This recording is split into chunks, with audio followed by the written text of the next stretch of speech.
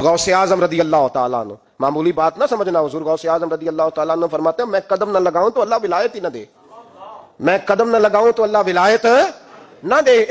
एक आदमी से हुजूर गौसे पाक नाराज हो गए, एक शख्स निकल जा मेरे आस्थाने से, दुआ मंगया करो संगियो किते मुर्शद ना रुस जावे, जिन्हां दे पीर रुस जाते वो जिउंदे भी वो मरे ही रहते, चल दौड़ जा निकल जा। वो कहते हैं मैं 300 वली के पास गया हूं, 300। हर एक से कहा मेरे लिए दुआ करो, तो वो कहने लगे जिसे अब्दुल कादिर धुतकार दे उसको कोई सीने से लगा सकता, चल वापस चला जा। आके कदमों में बैठ गया, कहने लगा सोने माफ कर दे। फरमाने लगे तूने देर कर दिया, मैं तो कब से माफ किए बैठा हूं, तूने देर की आने में, मैं तो रसूलुल्लाह का गुलाम हूं और हुजूर ने माफ करना सिखाया है। हुजूर गौसे पाक वाज करते, नसीहत करते, और चूंकि ना शोहरत के लिए, ना माल के लिए, ना नोटों के लिए, इसलिए गौसे आजम जब तकरीर करते ना, एक दिन बगदाद में बारिश शुरू हो गई, खिताब हो रहा था, लोग बिखरने लगे, तो 2 जुमले गौसे पाक के, कहने लगे या अल्लाह तू दिलों के भेद जानता है, अगर बंदे मैंने अपनी जात के लिए इकट्ठे किए हैं तो तेज बारिश बरसा, दौड़ा दे सारे, और अगर तेरे लिए इकट्ठे किए हैं तो फिर भी तेरी मर्जी, रखने हैं तो रख, भेजने हैं तो। हजरत याहया कहते हैं सारे बगदाद में बारिश होती थी, पर जहां गौसे आजम की महफिल होती थी वहां कोई नहीं होती थी, वहां कोई नहीं होती थी। गौसे आजम तकरीर करते कभी कभी वजद आता था। वजद किसको कहते हैं? वजद कभी कभी आप कहते नहीं कि मेरे रोंगटे खड़े हो गए, लू कंडे खड़े हो गए, फिर कभी कभी कहते हो यार पता नहीं क्या हुआ आज तो आंसू रुकते नहीं थे, इसी को वजद कहते हैं। इसी को, ये एक कैफ है, एक मस्ती है जो चढ़ जाती है, हर जगह चढ़ती, कहीं कहीं चढ़ जाती है, और कमाल हो जाता है जब चढ़ जाए, फिर मजा आ जाता है। ना इनकार करी अज मीरा, अज मौसम बड़ा सुहाना, मस्ती दा अज मींह बरसा दे, नहीं प्यास दा कोई ठिकाना, तेरे कोल इतर पुराना ते साडा दर्द भी बड़ा पुराना, ते मीरा हस हस टाल ना सानू असी पीते हो बाज नहीं जाना। कभी कभी एक माहौल होता है ना, कभी कभी हुजूर गौसे आजम वजद में आते थे, कभी कभी अल्लाह की दरिया रहमत को भी कभी कभी जोश आता है। और मेरे हबीब फरमाते हैं वो पहले आसमान पर नुज़ूल जलाल करता है जो उसकी शान के लायक, और फरमाता है बंदो मांग लो जो मांगोगे मैं दे दूंगा। मेरे महबूब के दरिया रहमत को भी जोश आता था। हुजूर फरमाते थे आज पूछो जिसने जो पूछना है पूछो। हुजूर फरमाया करते थे, एक दिन हजरत रबिया बिन काब सामने खड़े हैं तो मैं साल या रबिया, रबिया जो दिल करता है मांग ले तेरा नबी तुझे दे देगा। कभी कभी दरियाए करम जोश में, तो गौसे आजम को कभी कभी जोश आता था। एक दिन तकरीर करते करते करते करते जज्बात में आ गए, जोश में, यूं नजर उठाई तो हजरत खिदर गुजर रहे थे ऊपर से, और जोश जज्बात में फरमाने लगे ओ बनी इसराइल के वली जरा नीचे तो उतर, जरा मोहम्मद अरबी के गुलाम की भी चंद बातें सुन के जा, तुझे सुनाऊं रसूलुल्लाह के गुलाम किस तरह के होते हैं। हाल में वजद में, कैफ में, थोड़ी देर गुजरी तो तड़पने लगे, मजमे पे सुकूत तारी, लोग समझ नहीं रहे हो क्या रहा। एक आपके खलीफा थे हजरत अली बिन हीती, वो दीवार के साथ टेक लगा के सो रहे थे, सारा मजमा दम बखुदा ये क्या होने लगा। गौसे पाक उठे, तकरीर वहीं रह गई, अली बिन हीती के पास जाके यूं हाथ बांध के खड़े हो गए और देर तक नबी पाक पे दरूद पढ़ते रहे। उनकी आंख खुली तो वो भी रोए, गौसे आजम भी रोए, दुआ हो गई, जलसा खत्म। गौसे पाक से तो पूछने की ताकत ही नहीं थी ना किसी की, उनसे कौन पूछे। लोग हजरत अली के पास, हजरत अली भी नहीं थी रहमतुल्लाह अलैह, हुजूर ये क्या हुआ हमें समझ नहीं आई।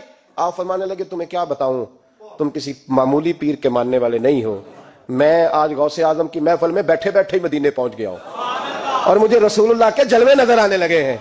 पर मेरे शेख का कमाल देखो, जो मैं ख्वाब में देख रहा था अब्दुल कादिर जाहिरी आंखों से नजर फरमा रहे हैं, जाहिरी आंखों से, आलम वजद में, कैफ में, सुरूर में। और जब गौसे आजम तकरीर करते थे ना, 50 आदमी उस कोने से खड़े होते थे, कहते थे हुजूर सारी जिंदगी गुनाह किए हैं, अब तौबा करते हैं, अब दोबारा गुनाह नहीं करेंगे। इस कोने से 15 खड़े होते थे, हुजूर डाके डाले हैं सारी उम्र, अब तौबा, आपकी बात ने दिल बदल दिया है, अल्लाह ने तौफीक हिदायत दे दी। उधर से 10 खड़े होते, हुजूर सूद का धंधा, चोरी का धंधा, आज के बाद तौबा। एक बुजुर्ग थे हजरत याहया बिन नजा उनका नाम था, वो कहते हैं मैंने सोचा रोज बंदे तौबा करते हैं, आज मैं गिनूं ना कि एक महफिल में कितने करते हैं, आज गिनूं ना। अब तो काउंटिंग के मुख्तलिफ जराए हैं ना, कैलकुलेटर है, बाकी चीजें। उस जमाने में यहाँ गुठलियां होती थी खजूर की, बंदे कुछ चीज गिननी होती तो गुठली डालते, यहाँ लोग धागा ले जाते थे, हर धागे पे गिरा लगाते थे, एक गिरा दूसरी गिरा। वो कहते मैंने ना अपने पल्लू के चादर के नीचे धागा छुपा लिया।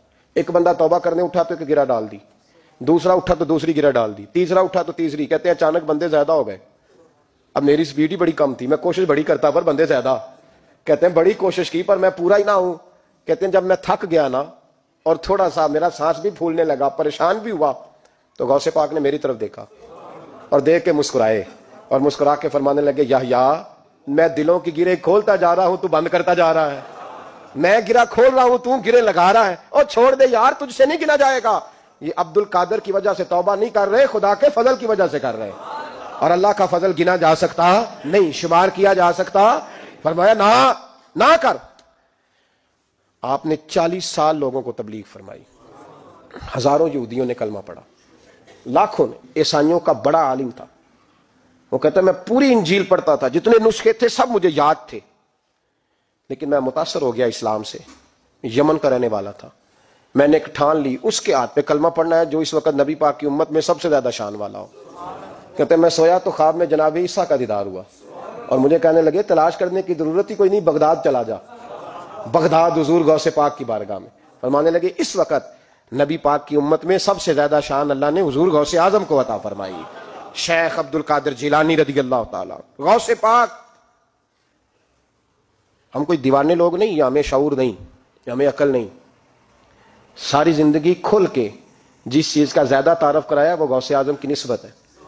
اب تو ہمارے ہاں پیری مریدی کا رواج ہی نہیں نا۔ حضرت باجد بستامی فرماتے تھے میں اس مولوی کے پیچھے نماز نہیں پڑھتا جو کسی کا مرید نہ ہو، جس کا اپنا پیشوا کوئی نہیں وہ میری پیشوائی کیسے کرے گا۔ حضرت مخدوم اشرف جہانگیر سمنانی فرمایا کرتے تھے میں تو اس دکاندار سے سودا نہیں لیتا جو کسی کا مرید نہ ہو، اس لیے کہ جس نے تربیت ہی نہیں لی، جس کے اندر درد ہی نہیں، روحانیت ہی نہیں، جس کا پیشوائی کوئی نہیں، کس طرح اب تو ماحول نہیں نہ رہا۔ لیکن یاد رکھو یہ نسبت اتنی تگڑی ہے، اتنی تگڑی کہ ہمارے صوفیاء نے ساری زندگی غوث اعظم کا غلام کہلانے میں فخر محسوس کیا۔ کیا رشتہ داری تھی اعلیٰ حضرت بریلوی کی ان سے، کیا تعلق تھا پیر میر علی شاہ صاحب کا ان کے، کیا ان کا، لیکن ان لوگوں نے ساری زندگی کھل کے غوث اعظم کے تذکرے کیے۔ کیوں؟ غوث اعظم نے 40 سال عشاء میں وضو کیا اور فجر تک اللہ کی عبادت کی۔ فرماتے ہیں میرے مالک نے کہا عبد القادر کچھ مانگ لے، نہ اپنے لیے مانگا نہ اولاد کے لیے۔ کہنے لگے مولا قیامت تک جو میرا نام لے نا اسے بغیر توبہ کے مرنے نہ دینا، مرنے لگے تو توبہ کی توفیق دے دینا۔ فرماتے ہیں میرے مالک نے وعدہ کیا ہے جو میرا ماننے والا ہوگا بغیر توبہ کے نہیں مرے گا۔ اور حضور غوث پاک رضی اللہ تعالیٰ عنہ فرماتے ہیں میں تو قیامت میں بھی اتنی دیر جنت میں نہیں جاؤں گا جب تک سارے مرید نہ ساتھ چلے جائیں، میں نہ جانا نہیں، کھڑا ہو جاؤں گا، عرض کروں گا مولا بھیج۔ میں نے کہا یہاں بھی لوگ ڈر جاتے ہیں، یہ کیسے ہو سکتا ہے؟ اور بھائی پڑھو نا مشکاہ شریف، میرے نبی پاک علیہ السلام نے فرمایا ایک بندے نے ایک اللہ کے بندے کو پانی پلایا تھا، قیامت کے دن اللہ اس کی برکت سے اس گناہگار کو جنت عطا کر دے گا۔ اور حضور نے فرمایا بخاری میں المرء مع من احبا، جو جس سے محبت کرے گا قیامت میں اسی کے ساتھ اٹھایا جائے گا۔ تو ساری زندگی قادری کہلائے، ساری زندگی غوث اعظم کا غلام کہلائے، ساری زندگی خواجہ اجمیر کا نوکر کہلائے، ساری زندگی شاہ نقش بند کا غلام کہلائے، ساری زندگی شیخ شہاب الدین سہروردی کا اپنے آپ کو منسوب کرے اور دنیا سے جائے تو ایسے ہی چلا جائے۔ میرے نبی نے نص بیان کر دیا جو جس سے پیار کرے گا اسی کے ساتھ جائے گا، اسی کے۔ خدا کے فضل سے ہم پر ہے سایہ غوث اعظم کا، ہمیں دونوں جہاں میں ہے سہارا غوث اعظم۔